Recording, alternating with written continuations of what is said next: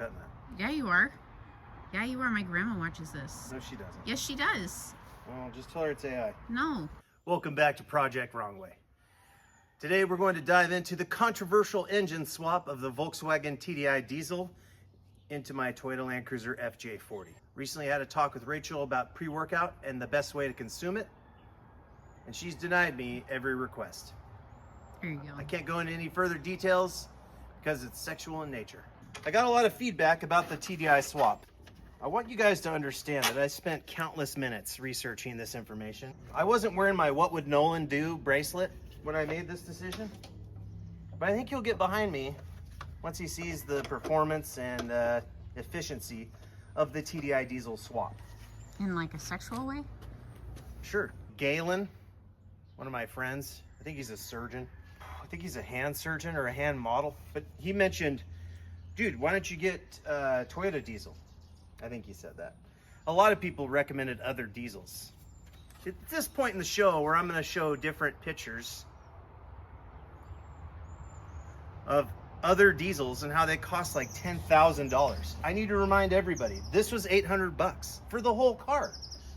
Now, I'm not intelligent or frugal enough to disassemble it and part it out individually. I'll probably end up scrapping a lot of it and destroying most of it as I remove the engine. If someone wanted to, they could part this out and probably make all their money back. $800, running motor, fuel system already done. So, in contrast, no fight with your wife then. In contrast, Holly Sniper, just the kit, so we're talking just the fuel delivery system for a 2F, is like $1,600 right now. Not hating on the Sniper, obviously, but there's a contrast here financially. But I like the idea of the diesel swap. I like how unique it is. I like how tiny the engine is.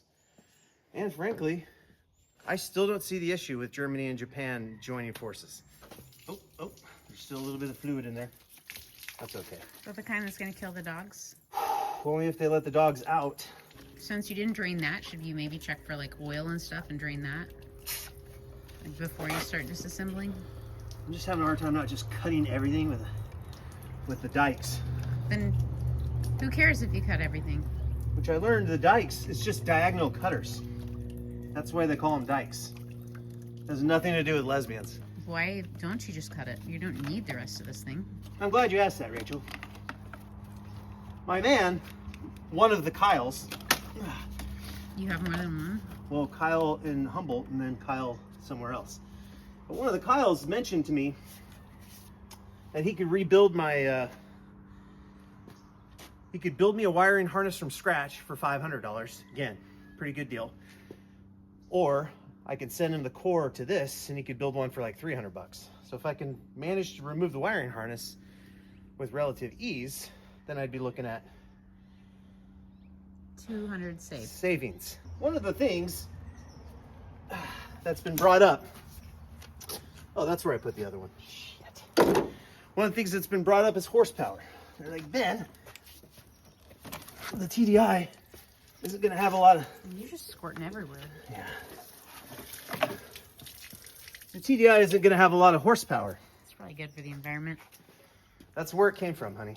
So to the horsepower conversation, we've talked earlier in the last episode that the stock TDI diesel has about 90 horsepower. A tuned diesel... What does that even mean? Horsepower? No, tuned. It just like means... it makes music? I'm glad you asked. This would be good for all the researchers that don't know what that is. Yeah, good one. Think I got to pull back on that? Probably. Holy jeez, willikers. So, because this is a modern engine and it's forced induction, not naturally aspirated, I have a computer or an ECU that I'll be sending to my man who's making the wiring harness, Kyle. With that in mind... What the heck was that? I don't know. Did it go in your eyes? You stupid. Go get a hose. I need to think for a second. Honey, are you hurt? I'm gonna go blind. Are you hurt? No, I'm not hurt.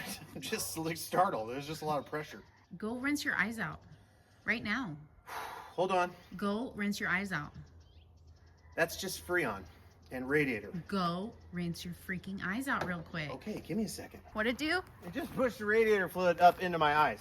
That hose is dirty. Just come inside. It's okay. I just need a little bit of water. Those are his other projects abandoned. You stick your eyes in there. Why don't you just do it inside at the kitchen? This is just a precaution. I really don't think it's a big deal. Keep the dogs inside. There's coolant all over the ground. It'll poison the dogs. Not Kool-Aid, Penny. Coolant. The AC lines, as you're removing the coolant systems, might be under pressure.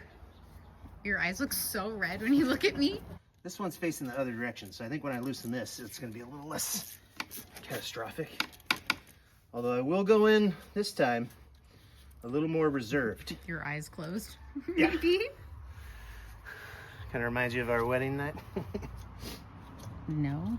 Yeah, I know. We did it with the lights on. Dude, what is wrong with you today? What's wrong with me? So if I can figure out how to undo this plug, we've got the cooling system off. So are you gonna have to get a different style cooling system to add onto your truck? No, I'm going to use the stock radiator. Okay. Which I kind of... There's a phrase there I almost used. I'm glad I didn't.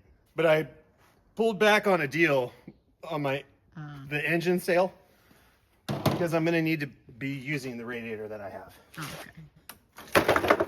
Okay. Did you cut it? Like you said you weren't going No, to. I did. I unhooked it. I don't want the EPA coming after me.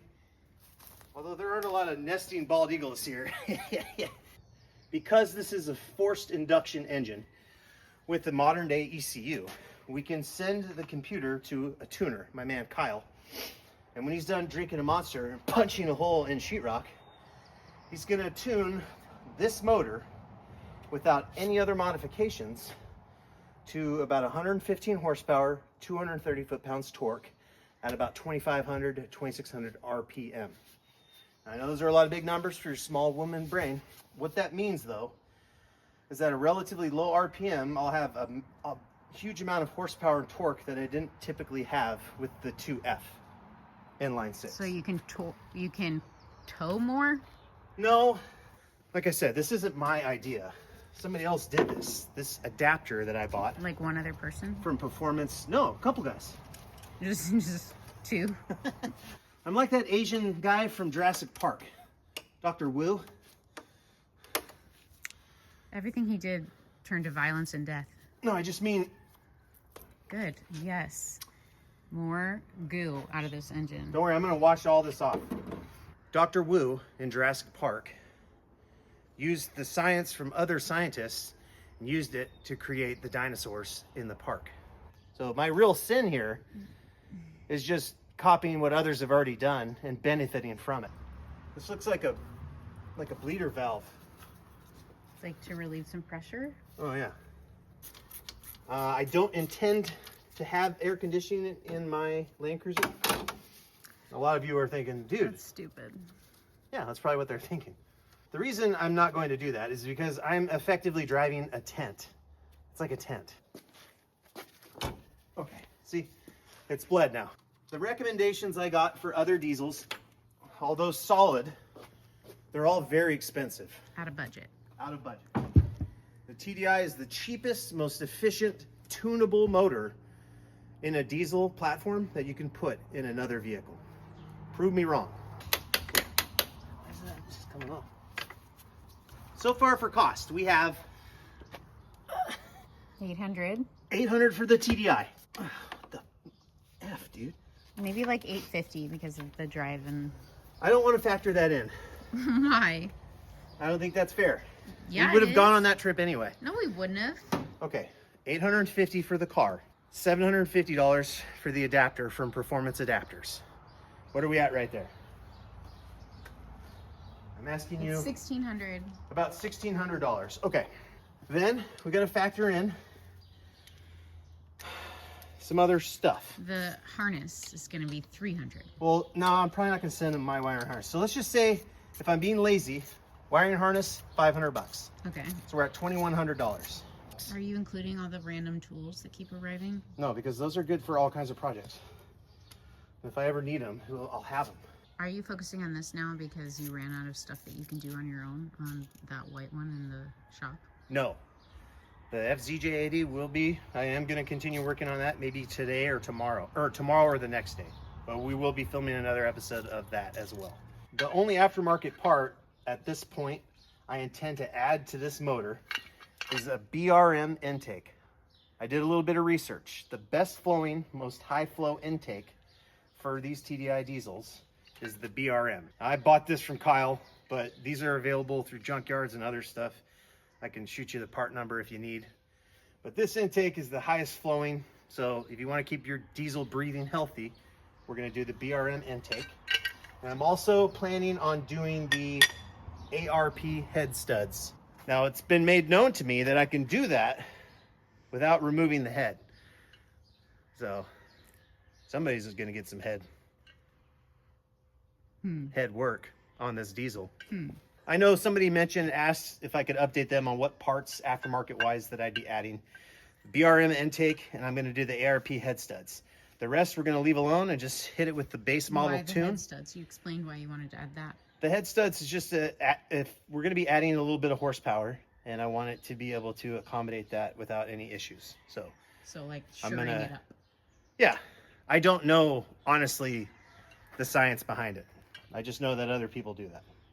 For this episode, I've started to remove the coolant lines and the AC lines from the ALH. We briefly crossed over some of the prices and comparisons to other diesels.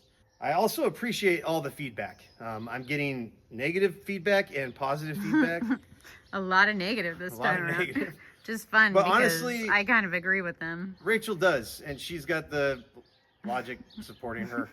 It's good. Like, I want you guys to weigh in. I like that. I'm going to keep chipping away at the engine removal and hopefully get the engine out within the next couple days. One thing I need to address is I got to reach out to George. I want to talk to him about the Terrain Tamer heavy duty clutch, and I need to find out what's the heaviest flywheel I can use made it to my 4-speed where I can still use the heavy duty clutch. I think you guys might know where I'm going with that, but anyway. I don't. Oh man. Heavy duty clutch sounds like money. Yeah, my eyes are burning. Sure. Thank you guys for watching. Please like, share, and subscribe. Continue the fever of sharing with your friends, and hit that alert button so you know when I've made more mistakes. You'll be notified.